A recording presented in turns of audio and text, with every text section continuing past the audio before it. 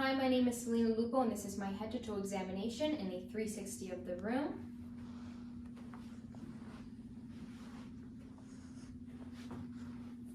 And here's my videographer. Okay, so now before I begin, I would sanitize my stethoscope, do hand hygiene, and I would also don clean gloves if I had any. Now entering my patient's room. Hi, my name is Selena. I'm your student nurse today, and today we're going to be doing a head-to-toe examination. Does that sound okay with you? Yes. Perfect. Okay, and before we begin, can you state your name and your date of birth? Emma Guerrero, July 15, 2003. Perfect. Okay, and I would shut the drapes to ensure some privacy. Okay, so starting with general survey, physical appearance. Emma, can you tell me your age? I'm 20 years old.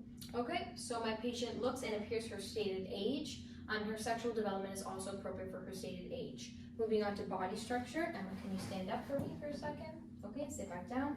So my patient's body structure is symmetrical, she's nourished, and there's no signs of physical deformities.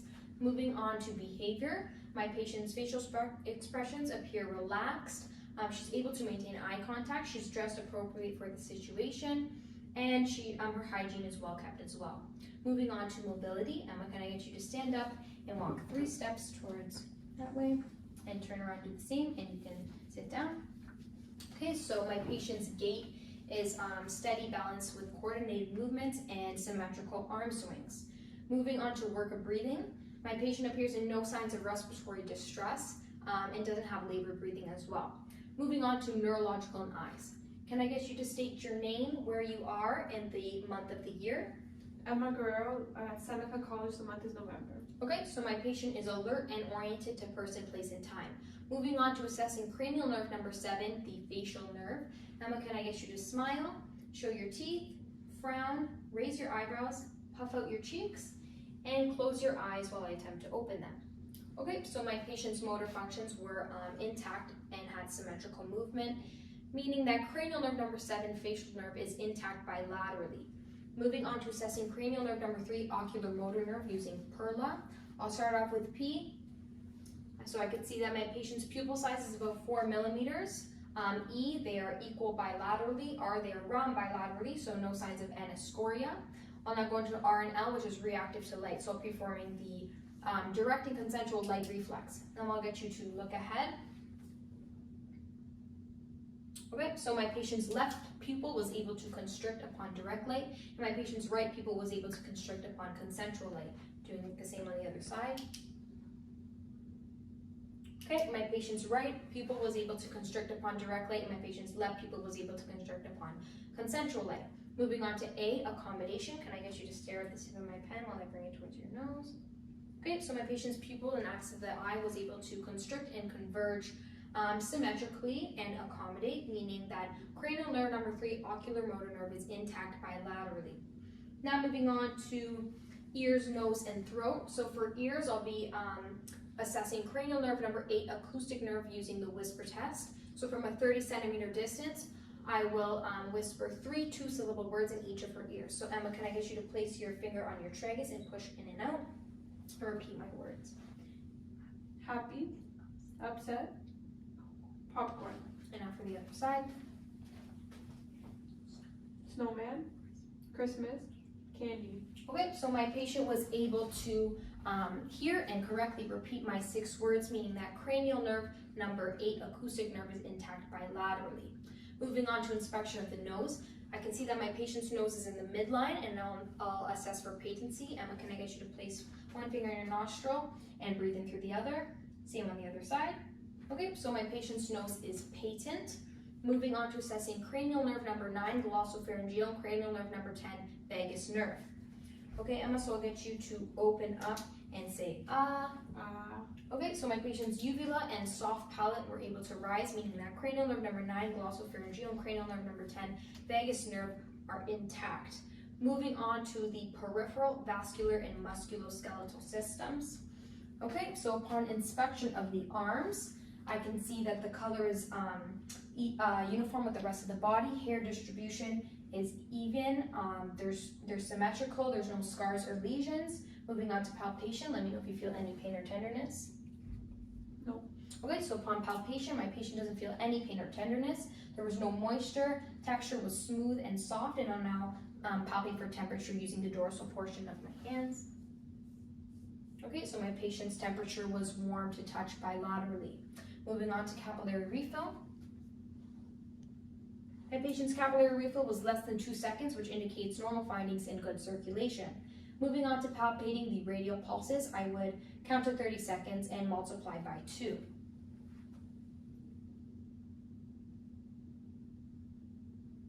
Okay, so my patient's radial pulses are 68 beats per minute, regular rhythm, 2 plus strength, and equal bilaterally. Now moving on to the brachial pulses, I would do the same, count for 30 seconds, multiply by 2.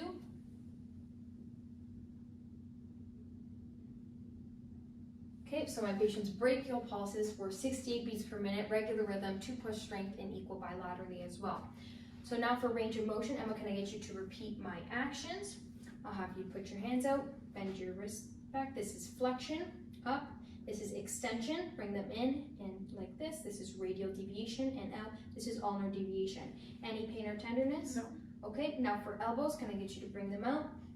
This is extension, and bring them in. This is flexion, like this. This is pronation, and up is supination. Any pain or tenderness? No. Okay, now for shoulders, can I get you to bring them up? This is abduction and down. This is adduction, like this. This is external rotation, and like this is internal rotation. Any pain or tenderness? No. Okay, and now for my hands, can I just get you to squeeze as hard as you can? Any pain or tenderness? No.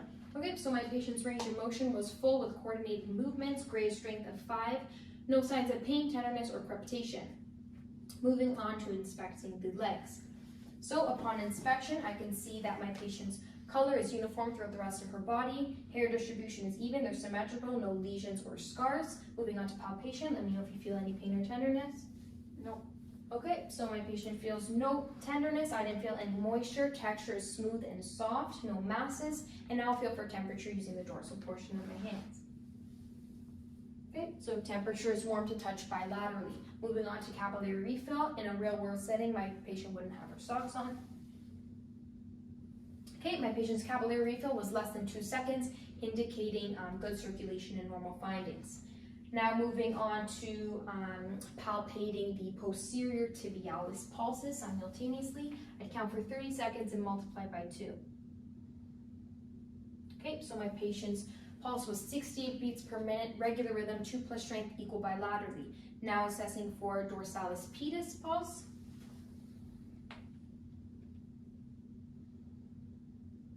Okay, so after counting for 30 seconds, multiplying by 2, my patient's dorsalis pedis pulse was 68 beats per minute, regular rhythm, 2 plus strength, and equal bilaterally. Now moving on to range of motion, can I have you stand up and repeat my actions? So have you bend down, touch your toes.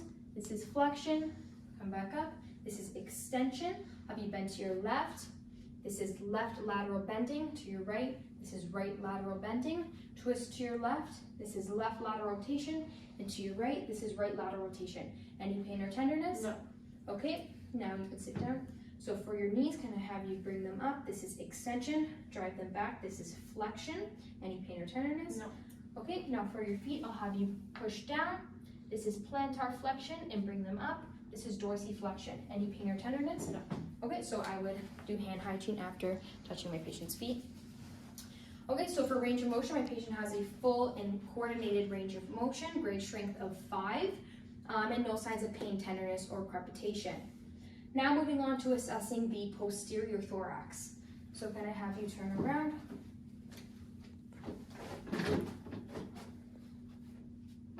Okay, so upon inspection of the posterior thorax, I can see that my patient's thorax is symmetrical.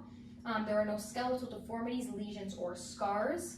And now I will begin to assess for the anterior-posterior transverse ratio. So this is 1 hand and 2. So my patient's anterior-posterior transverse diameter is a ratio of 1 to 2, which indicates normal findings. Moving on to palpation of the posterior thorax, let me know if you feel any pain or tenderness. No.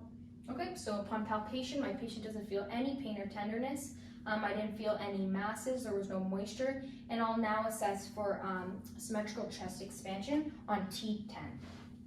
So Emma, can you take a deep breath in and out for me?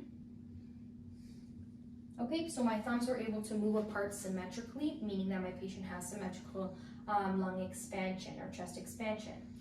Now moving on to auscultation of the posterior thorax. So I'll be using the diaphragm of my bell, diaphragm of my stethoscope. So Emma, every time my diaphragm touches your back, I would like you to take a deep breath in or out and let me know if you feel any dizziness at all. 1, 2, 1, 2, 2, 3, 3, 4, 4, 5, 5, 6, 6, 7, 7, 8, 9, 8, 9. Okay, so upon auscultation, I didn't hear any adventitious sounds or crackling of the lungs. My patient's respiratory rate was 12 breaths per minute with a regular rhythm and no labored breathing. I heard bronchiovesicular sounds best throughout T2 to T4. I heard vesicular sounds best throughout the rest of the thorax. And I would hear brachial sounds best throughout the anterior thorax and larynx. Now moving on to assessing doing a cardiac assessment. Emma, can I get you to lay on the table?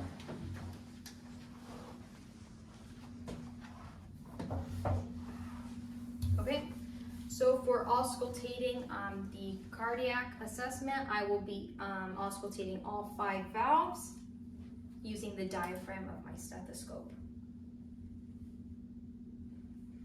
So starting in the second intercostal space on the right sternal border is the aortic valve. Moving on to the second intercostal space in the left sternal border is the pulmonic valve.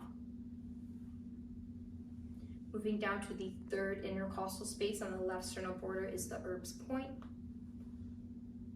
Moving to the fifth intercostal space on the left sternal border is the tricuspid valve. And then the fifth intercostal space in the left midclavicular line is the mitral valve.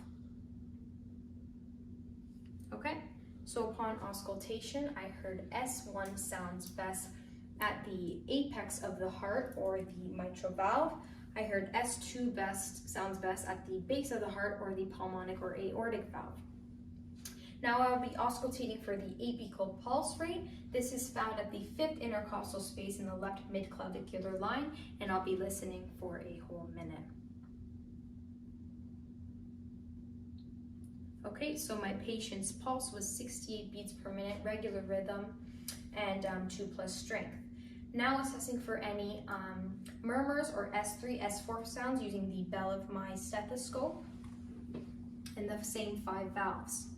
So starting again in the second intercostal space on the right sternal border is the aortic. Now the second intercostal space on the left sternal border is the pulmonic. The third intercostal space on the left sternal border is the Erb's point. Fifth intercostal space on the left sternal border is the tricuspid. And fifth intercostal space in the left midclavicular line is the mitral. So upon auscultation with my bell, I didn't hear any murmurs or S3 or S4 sounds. Now beginning to assess the abdomen. So I would first start by draping my patient, exposing only her abdomen. So upon inspection of the abdomen, I see that the umbilicus is in midline, the color is uniform throughout the rest of her body. It is symmetrical, there is even hair distribution, and there's no irregular pulsations or peristalsis. So starting with auscultation of the abdomen prior to palpation. I'll use the diaphragm of my stethoscope, and I'll start in the right lower quadrant of the abdomen. Moving to the right upper quadrant, the left upper quadrant, and the left lower quadrant. Okay, so upon auscultation of the abdomen, I didn't hear any adventitious sounds. I heard high-pitched sounds with gurgling and cascading sounds occurring every 5 to 30 times per minute. Moving on to light palpation of the abdomen, I'll again start in the right lower quadrant in circular motions. Moving to the right upper quadrant, left upper quadrant, and left lower quadrant. Emma, did you feel any pain or tenderness? No. Okay, so upon light palpation of a patient's abdomen, my patient didn't feel any pain or tenderness, and there was also no rigidity present. Finally, moving on to light palpation of the bladder, I would palpate 5 centimeters above the pubic symphysis and below the umbilicus.